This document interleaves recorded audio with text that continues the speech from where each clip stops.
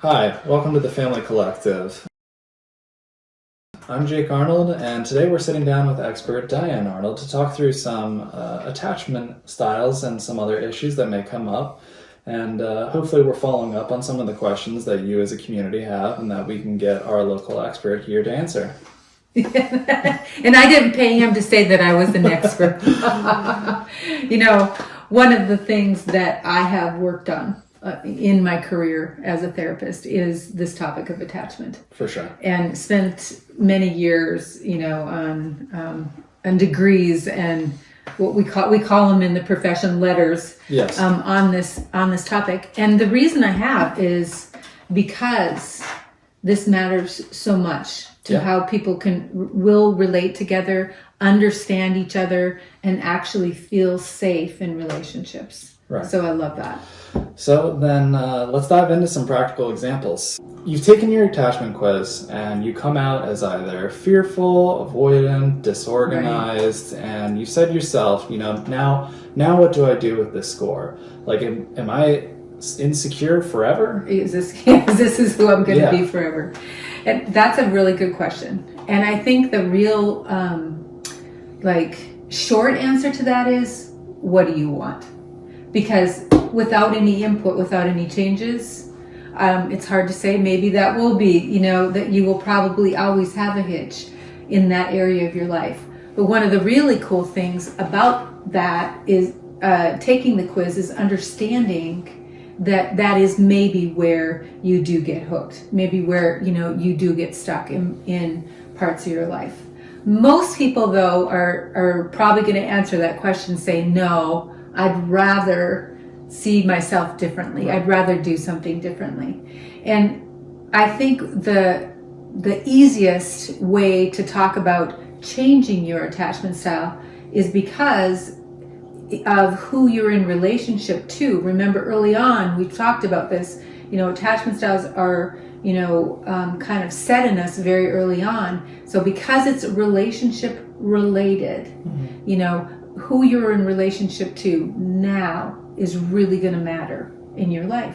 So say you're in relationship with someone who is not secure for you. Mm-hmm. Not that they have like bad boundaries or something, but that could be that as well. But they're, just not someone who speaks well into your life, love into your life, encouragement into your life. You're constantly on guard, with somebody. That is probably going to feed into a more insecure attachment style. You're going to have more of the same in your life. Right. But the good news, the good news is, if you have a more safe person in your life, and the epitome of a safe person in your life would be God. He is always secure. He is always stable. He is unchanging. Mm-hmm. And he is always going to be there for you. And if you have another person like that in your life, they're going to help you actually change this attachment style.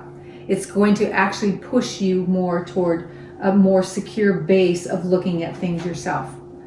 And a lot of people say, well, where do I find that? Where do you find those, secure people?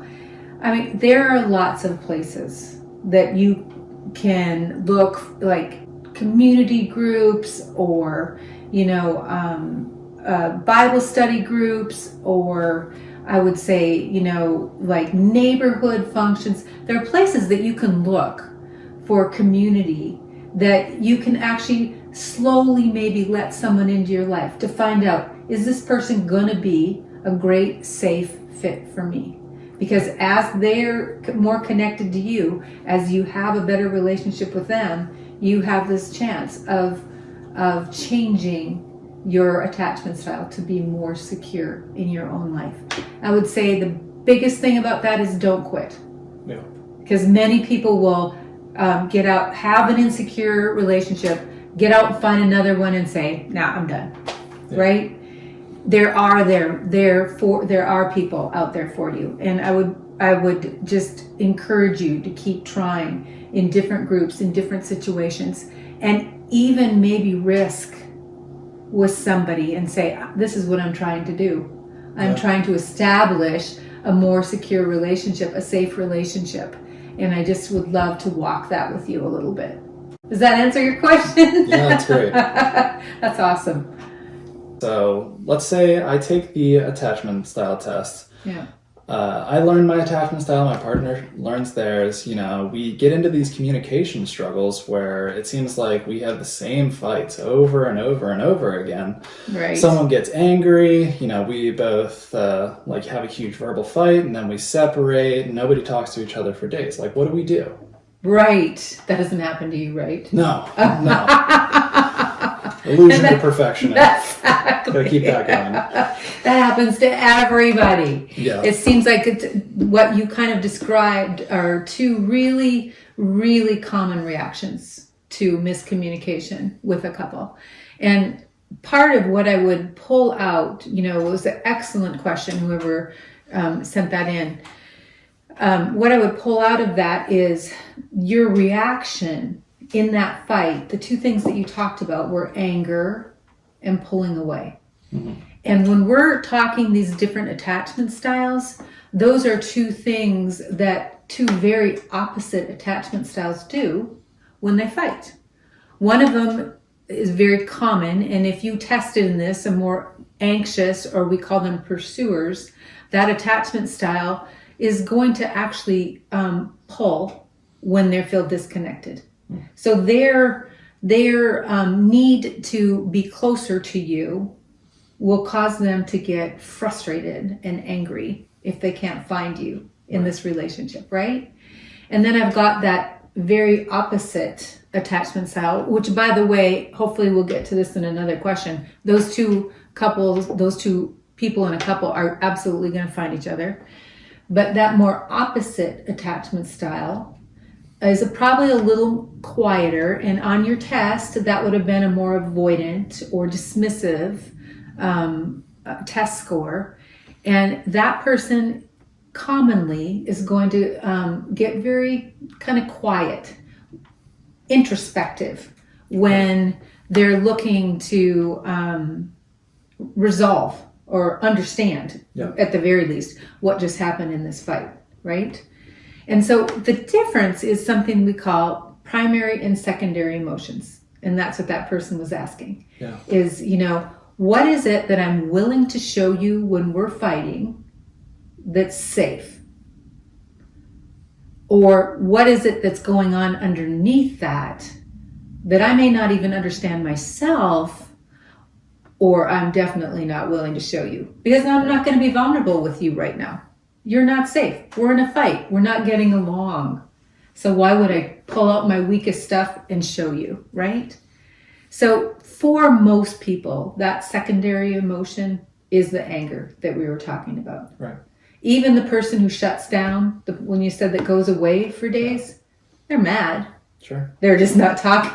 They're just not talking about it, right? Yeah. And any form of anger. We're talking, frustration, all the way up here to full-on wrath and rage. I'm going to work my way through this if I can't reach you or, get to your attention in this fight.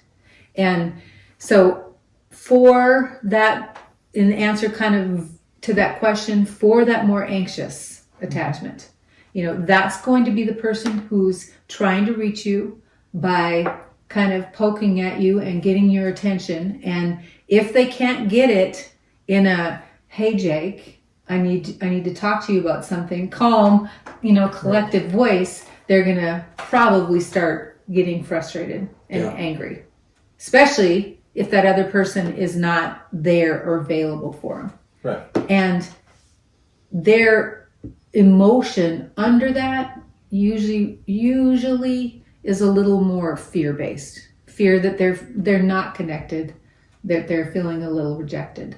Sure. And for the person who's shutting down, the person we're calling that withdrawer or that more avoidant, their underlying emotion is often a little more shame-based. And a lot of people, when I tell them that, they're like, no, I'm not experiencing shame. Right. But the reality is, they're feeling very not pleased with themselves over the fact that they're not connecting, right? So if you are worried you're disappointing your spouse, worried you're not getting it right, worried you're not making them happy, you're not proud of yourself. And if I'm not proud of myself, I'm ashamed. a little more ashamed. But not ashamed of me as a person, but ashamed that this is not working out. Right. Right? So really what the answer to that bottom, the answer to that question is, yes, we have this anger and we have this pulling away, but what's going on underneath that more primary emotion is what's driving that behavior.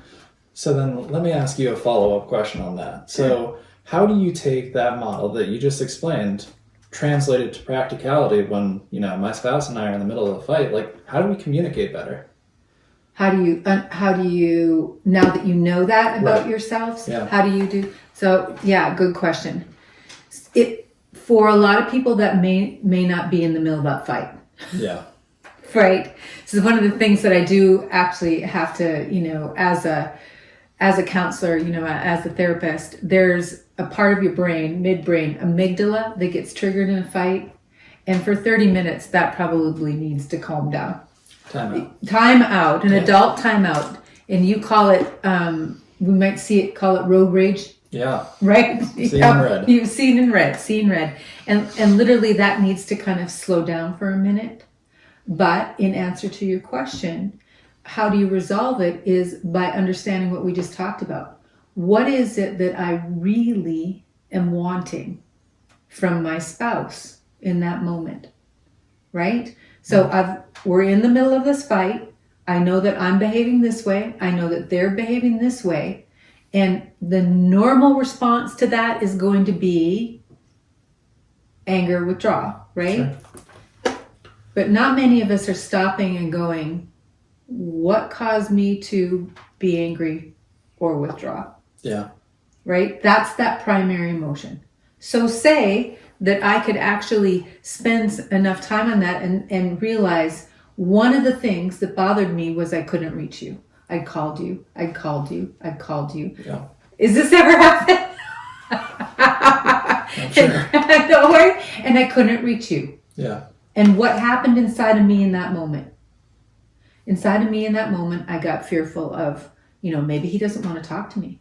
Right. Maybe he's really mad at me. Maybe I said something or he's not let something go. And all of a sudden, I've blown something into a thing that's not a thing, right? Yeah. But I have exaggerated my fear that you and I are not connected. Yeah. Right? So instead of coming to you and saying, you know what, Jake, I don't really feel, connected with you because I wasn't able to reach you. And that scares me a little bit. Sure. I mean, what's your response to me when I say, well, that scares me a little bit when I can't get to you? I'm sure I would feel like I did something wrong. And what do?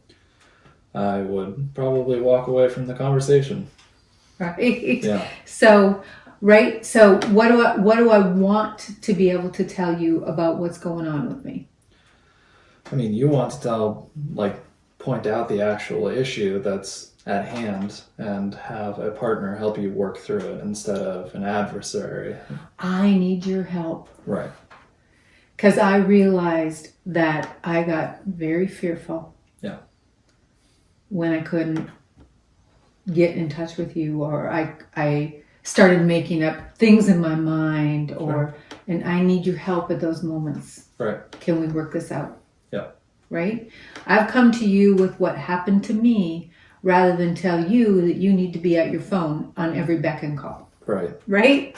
And that's the one that's going to start the cycle. Immediately, you nailed it. Yeah. You're going to feel bad about, oh my gosh, maybe I should have had my phone. Oh my gosh, maybe you even did purposely ignore your phone. So, sure. maybe I wanted a break. Maybe I was at the gym. Maybe I was at the gym, exactly. Right? And I wasn't, right. I just didn't want to do it at that moment. If you take the opposite of that, and I've seen this, fairly often, in counseling, where I've got the withdrawer, and I'll that more avoidant person, yeah. right? Who's pulled away and they are not able to name what you just named. Yeah. You know, you did a great job of saying, you know, I felt like I had disappointed. Yeah. Somehow I'd done something wrong in the marriage and I'd better fix it. Right. Which didn't make you run back in. It made you feel bad about you. Yeah, I mean, oftentimes it's not even that, like, I feel bad that you're saying it. It's like, I've got something that I have to go fix. Like, I've got to go watch the game film and fix that myself. Exactly. Yeah. That's a great answer. And so I'm going to ask you a question to that. How does that feel when you know that you've got to fix something?